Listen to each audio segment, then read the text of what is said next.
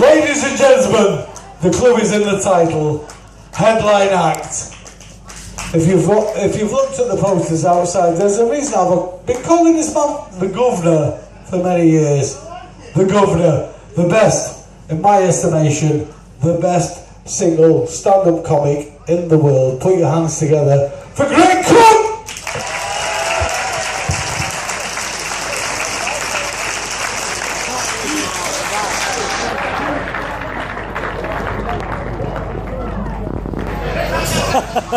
The dog's lost, Greg.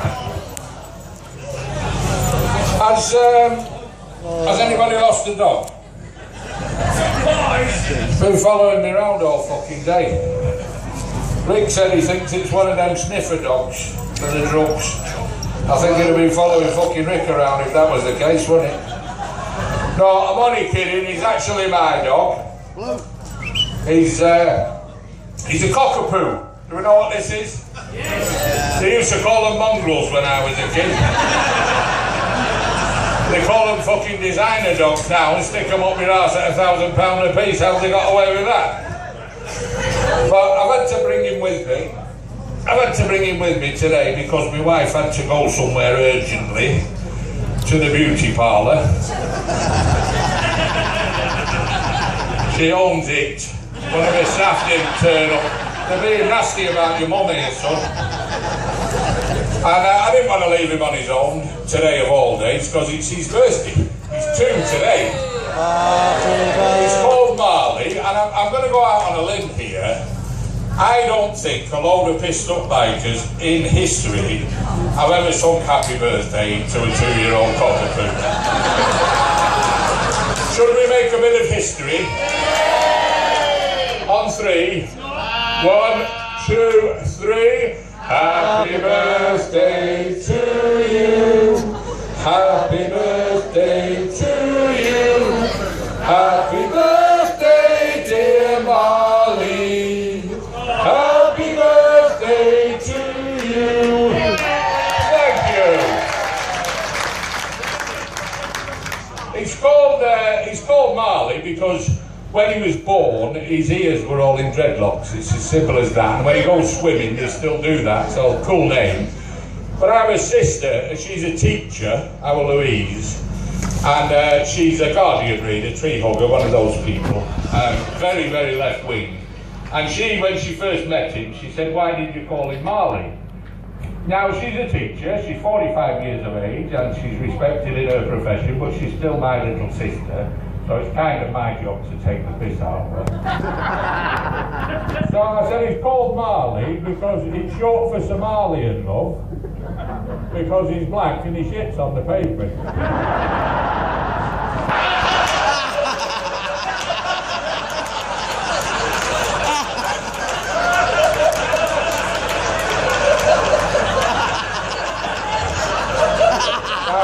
I'm going to be honest with you, she didn't react quite as well as that. Jeez. She never spoke to me for 2 months, and I was glad of the fucking respite, to be honest. Anyway, that's enough about you. I can see what you're doing here, trying to build your part. Well, we're not a double act, and we're never going to be. You're only here because your mum had to go to work.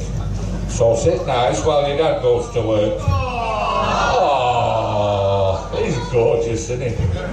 Anyway, my name's Greg. That's short for Gregory, by the way, because I was named after a pope and not a fucking pie shop, as one or two of you might have been thinking.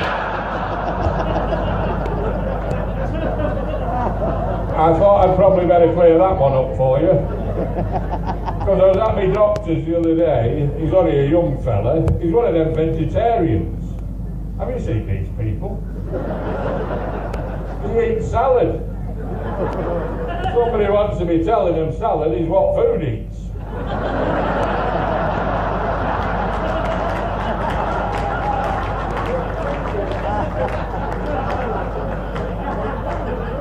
Well, he weighed me, this fella. He said, "Mr. Cook, according to my chart, you're morbidly obese." I said, "Really?" "Well, your chart's wrong, son. I'm quite happily fucking obese."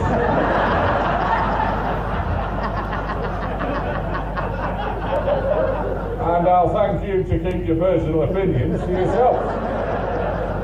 You skinny, ugly little twat. Because I'm the first to admit I have put a few pounds on since I gave up figure skating. But I don't need people keep pointing it out to me, that's what I'm saying. I was in McDonald's on the way here. The kid brought me food, he said, I'm sorry about your weight.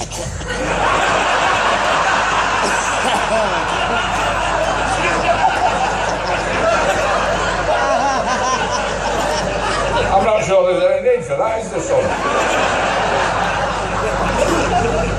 I get no respect anywhere I go. Just before last Christmas, I was in Asda looking for a frozen turkey in case any of my family could be asked coming to visit me. And in Asda, they've got these turkeys in there. There's £7, £9, £11. That's not going to touch the sides with my family. We're all fat bastards. It's genetic with us. I'm sure you've all heard the scientists going on about this fat gene they claim to have discovered. They've discovered nothing. Fat gene's my other sister.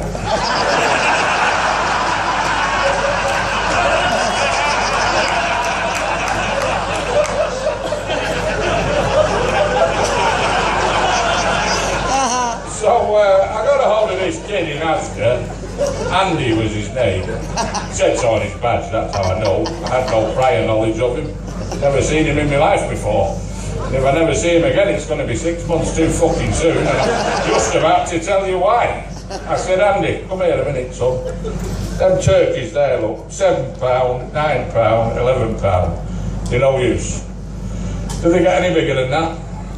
He said, them ones don't.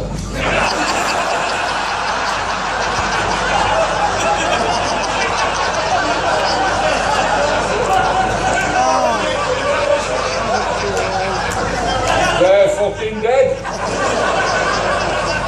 So that was Andy. Happy to help.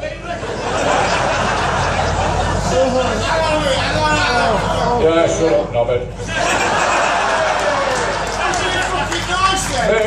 What's being nice when you call me fucking nothing? What's that? Oh, what? Sorry, mate. What's your name? What's his name? Carlo. I was just saying that he's the next Les Dawson. He's fucking bang over no hair. No, he's the first great cook. But thanks anyway. But I had an email about Carlo actually. He said if Carlo turns up with this sort of racist hat on and shouts while you're doing your job, make allowances for it because Carlo recently had a bit of a traumatic experience. He was in Thailand.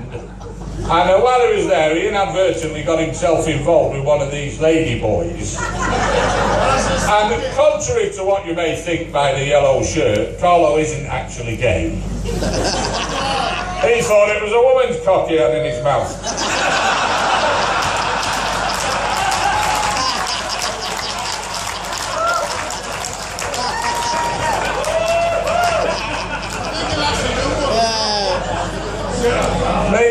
My wife's been getting herself a bit concerned about my weight lately. I think she might be behind with the insurance premiums or something. I'm not exactly sure what's triggered this.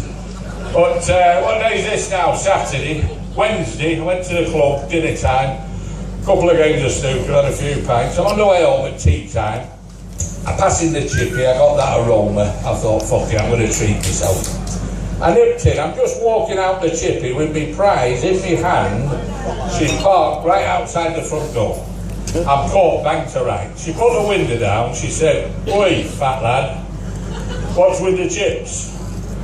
I said, "Steak pudding, peas, gravy, and a battered sausage." Should you not be at home putting my fucking tea out?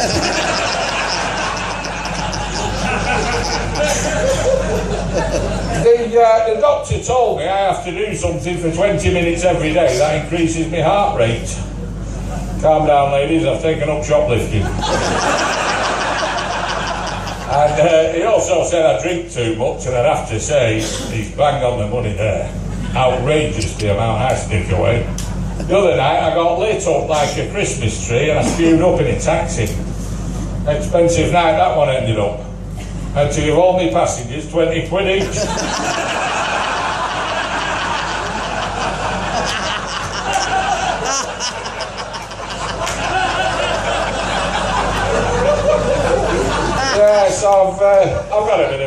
problem. Substances in general, really, if I'm honest. Remembering Sunday last year, remembering Sunday 1965, that's how fucking bad it is. Everybody else bought a poppy, and quite rightly so. I went the whole hog that year. I bought a kilo of heroin. By the time I'd whacked that up my brachial artery, the next thing I remembered was Pancake fucking Tuesday 1997. Now, I've never bothered with that since, but here's a little suggestion for you. If you were shopping around for an addiction, heroin's probably not as bad as alcohol. Because they're both going to turn your brain to mush, aren't they, long term? But it seems to me like the heroin would probably keep your weight down a bit. Well, you never see a fat smackhead, do you?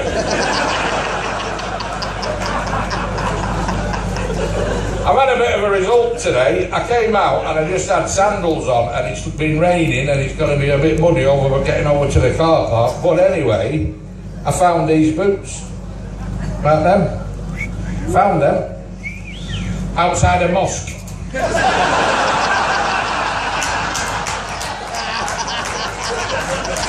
Yeah, I know. Work boots outside a mosque.